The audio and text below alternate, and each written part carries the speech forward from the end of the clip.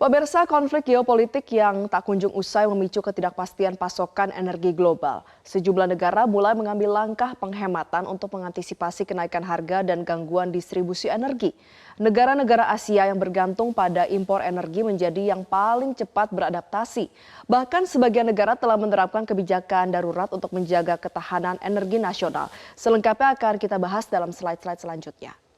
Pemirsa, krisis pasokan energi global memicu langkah penghematan di sejumlah negara Asia.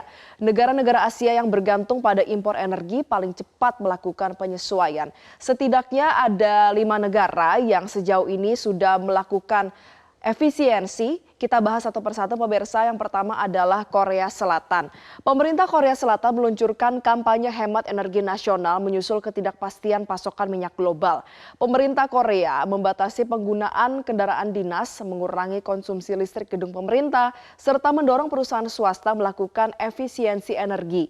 Langkah ini diambil karena Korea Selatan mengimpor lebih dari 90% kebutuhan energi dengan sebagian besar pasokan berasal dari Timur Tengah. Tidak hanya itu, pemerintah Korea Selatan juga menyiapkan langkah darurat untuk mengantisipasi lonjakan harga energi dan potensi gangguan pasokan. Negara berikutnya pemirsa adalah Sri Lanka. Sri Lanka ini menerapkan pekan kerja 4 hari dengan Rabu sebagai hari libur, termasuk untuk sekolah dan juga kampus. Jadi langkah ini diambil untuk bisa mengurangi konsumsi BBM dan menekan penggunaan energi nasional. Kebijakan ini juga dimaksudkan untuk bisa mengurangi pergerakan transportasi dan pastinya beban listrik nasional. Sebelumnya Sri Lanka ini sudah pernah mengalami krisis energi berat. Oleh karena itu pemerintah berupaya untuk bisa mencegah kembali terjadinya gangguan pasokan. Negara selanjutnya adalah Pakistan, pemirsa. Jadi pemerintah Pakistan ini menerapkan work from home hingga 50% dan menutup sekolah di sejumlah wilayah. Pakistan juga memangkas pekan kerja menjadi 4 hari untuk menekan konsumsi energi. Tidak hanya itu, pemerintah juga membatasi alokasi BBM instansi serta mengurangi operasional gedung pemerintah. Semua langkah ini diambil karena Pakistan sangat bergantung pada impor energi dan rentan terhadap kenaikan harga minyak global. Selanjutnya pemirsa, negara keempat adalah India. India mendorong perusahaan menerapkan work from home serta mengurangi aktivitas yang kurang esensial.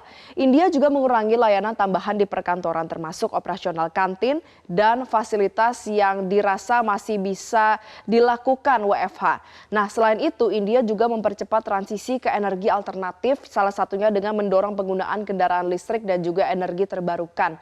Ini diambil karena India merupakan salah satu importir minyak terbesar dunia dan sangat terpengaruh oleh fluktuasi harga global.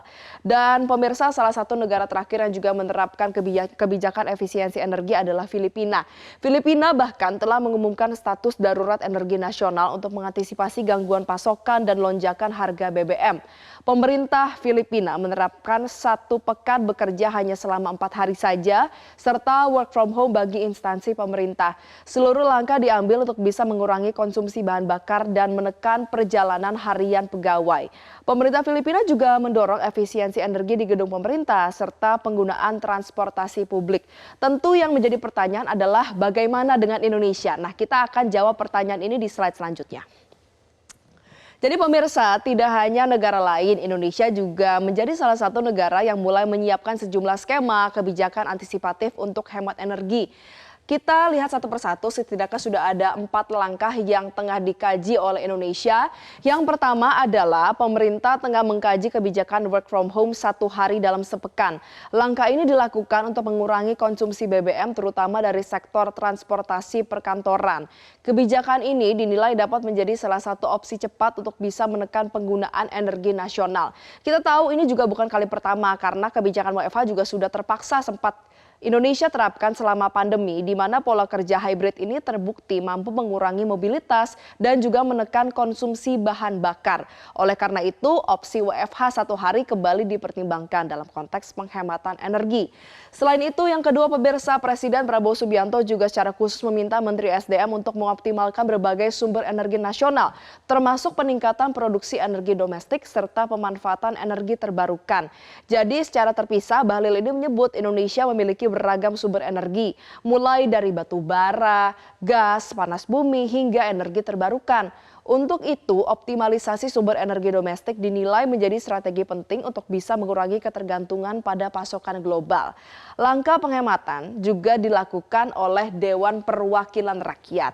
Terbaru pemirsa, DPR ini mulai memadamkan listrik di malam hari sebagai bagian dari efisiensi energi. Tepatnya adalah di atas pukul 20 waktu Indonesia Barat, jadi di atas pukul 8 malam.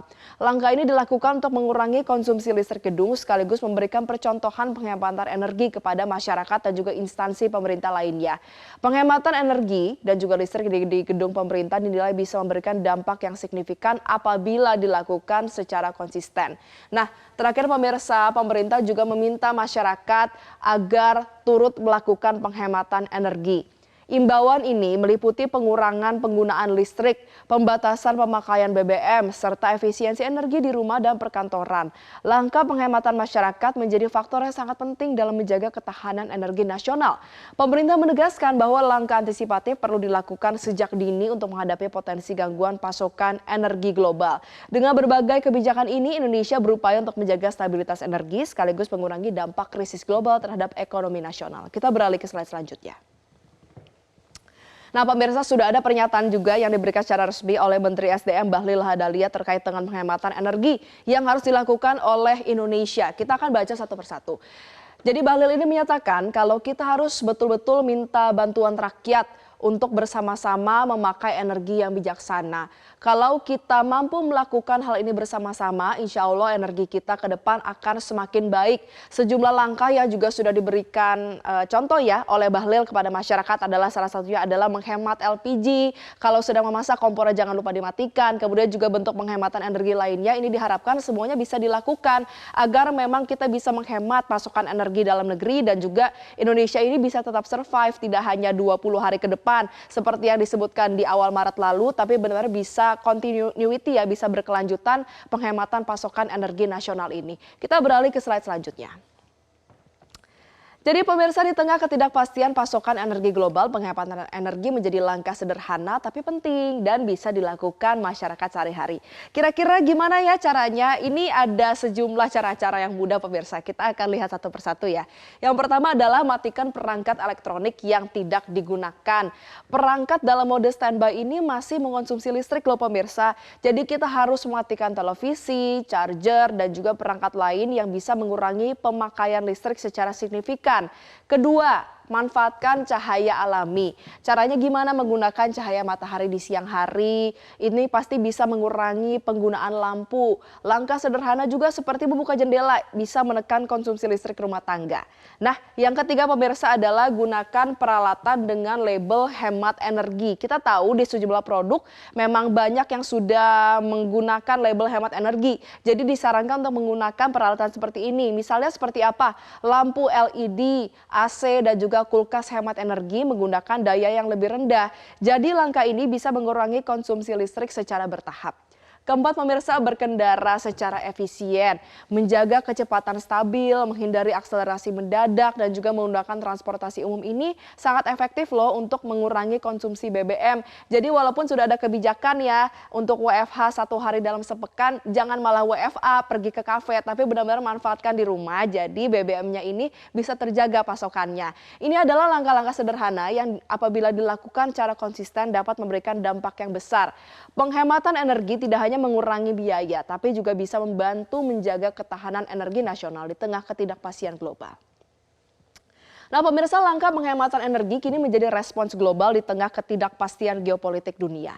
Tidak hanya pemerintah, peran masyarakat juga menjadi kunci dalam menjaga ketahanan energi nasional.